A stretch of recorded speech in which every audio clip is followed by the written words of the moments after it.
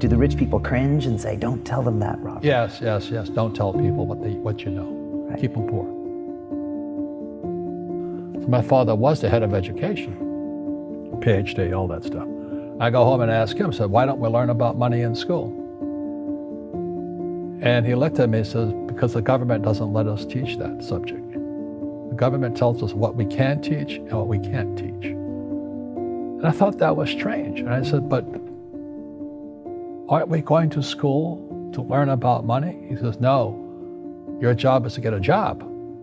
I said, but you get a job to earn money. He goes, no, you're supposed to just get a job. And I went, no. Isn't the purpose of a job to earn money? He goes, you're correct. I said, so why don't I just learn about money? I can skip the job part, you know? And he got flustered and he said, if you want to learn about money, why don't you ask your best friend's father about money? And I said, why? That's Mike. So why ask him? He says, because Mike's father is an entrepreneur. And I said, what are you? He says, I'm an employee. I'm a government employee. I went, oh, what's the difference? He says, the difference is an entrepreneur must know about money, or they're no longer entrepreneurs. And he says an employee doesn't have to know anything about money because the government will take care of them, the company will take care of them. So I'm all confused. But I took my dad's advice and I trundled over to Mike's father's office and knocked on his door and I said, hey, I'm here, 9 years old. Teach me about money. He says, beat it, kid, you know. But that's where the story of Rich Dad, Poor Dad started. And finally, through persistence, my rich dad started teaching me about money on one condition. And that condition was he would never pay me. He says, the moment I pay you, you think like an employee. He says, that's the trap. Entrepreneurs work for free. And now I'm 9 years old, my head's cracking in half. He says, you never want a paycheck. You understand that, kid? I said, okay, I got it. And he says, well, how do I make money? He says, that's what entrepreneurs figure out. It's like, so how do I learn about money? So he would just break out a Monopoly game board. So I would work for free. I'd pick up cigarette butts, and he had hotels and restaurants, and I would clean and do menial tasks. And as I got older, I started getting into office work and marketing and accounting, and I was an apprentice basically, but I always worked for free. And he would teach me about money, but the way he taught me about money was playing Monopoly. And finally one day I got upset. I said, well, when are you going to teach me about money? He says, what do you think we're doing? We're playing Monopoly. He goes, no. What do you think we're doing? We're playing Monopoly. He says, what do you think we're doing? So I don't know. I'm teaching you about money. And then that's when, you have one green house. He says, there's many formulas for great success in money. There's thousands of them, but one of the best ones is found on the game of Monopoly. It still is today. 4 green houses, 1 red hotel. I said, what? He says, one of the greatest ways to acquire great wealth is playing Monopoly in real life. 4 green houses, 1 red hotel. Well, is that all there is? He goes, that's it. And he says, what do you think I'm doing? And I went, I don't know. So then he took me out and he showed me his green houses. And 10 years later, when I was 19, I was now in school in New York, and I come back to Hawaii, and Rich Dad had bought the biggest piece of land smack dab in the middle of Waikiki Beach. And when you go to Waikiki Beach today, you'll see the Hyatt Regency Hotel. That was his hotel. Just like the game of Monopoly. Just like the game of Monopoly. Acquired assets and they became bigger assets. He just kept what's called an assemblage, because that property wasn't that big at the time. So he had to buy out all the small guys. Because Waikiki was a little dirtwater little town. So he'd buy out this shop owner and buy that shop owner. And it took him a while, but he finally assembled this large piece of property. And then he and Hyatt put up this giant hotel. It just sold for $800 million. So that's how I learned about money.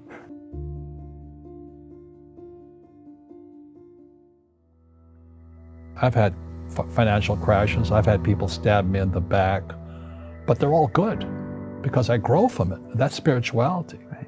People who are afraid of making mistakes, like they teach in school, they don't ever grow. Because spirituality is there's good and there's bad, there's right and there's wrong, there's up and there's down. Most people only want to be right, they only want to be positive. Well, you can't have that. That's not reality. Well, I wasn't poor by most people's standards, but I came from a family with a poor attitude, if you know what I mean. Because rich, poor, middle class, poverty starts with a fundamental attitude. Poverty is passed on. It's taught in your families. And middle class is taught in families. And so the people right now who are sitting at home, who are struggling financially or worried about money or unhappy, they may be making a lot of money, but unhappy with what they're doing, it was probably taught to you. Your superego was taught, get a job, work hard, or you'll never be rich, or the rich are evil, or whatever. The school system will never teach you about money. The school system was designed to teach you to be an employee, which is important, or a doctor or a lawyer, a specialist, but never about money. And what most people lack is real business knowledge, like accounting, like debt, like taxes. You got to know that stuff, but they don't teach it in school to anybody. So, and then when people ask me, how did your rich dad learn this when your poor dad, a PhD, didn't? And the answer is very simply, my rich dad, who's my best friend's father, his father died when he was 13. So rich dad had this family business at 13 to run. So he had to drop out of school, which was his blessing. There's blessings, and sometimes the blessing doesn't look like a blessing, but it turned out to be a blessing. And then his teachers became his bookkeeper, his accountant, his attorney, his banker, his real estate agents. So he has what I call real teachers, not these fake teachers in school. You see, most teachers in school, they're out of ethics. They teach subjects they themselves don't practice. I asked the teacher, I said, I'm in my third year of calculus now. It was called strength of materials. I said, am I ever going to use this stuff? He goes, no. I said, why do you teach it? He says, because I get paid. I said, do you ever use it? He goes, no. And that's why, you have to, in life, one of the things I suggest to people, you got to find a real teacher versus a fake teacher. And a fake teacher is somebody who doesn't do what they teach. And a real teacher is doing what they teach every day. So my accountants, my attorneys, they're in it every single day. That's how I learn, because every day I'm solving problems in my business. So I have accountants and attorneys and bankers and all these people on speed dial because I'm solving problems with my team. I see you giving this knowledge out, and Yeah. do the rich people cringe and say, don't tell them that, Rob? Yes. Don't tell people what you know. Right. Keep them poor. But unfortunately, the poor, as was in the Bible, I'm not real religious, the poor will always be amongst us because it starts up here. Right, it's that fear mentality. It's in their words, and the words become flesh. Again, I'm not really religious. I flunked out of Sunday school also. But when they say I can't afford it or I can't do that, they go down. They become what they say. My PhD dad, he says, what do you think I am, made of money? I can't afford that. And my rich dad would say, that's why he's poor. Poor people say, I can't afford it, I can't do that, I don't have time. Because it's an escape. It's an escape, you know what I mean? It's easy to say, I can't afford it. And your rich dad used to say what instead of, I can't afford it? How can I afford it? How can I do that?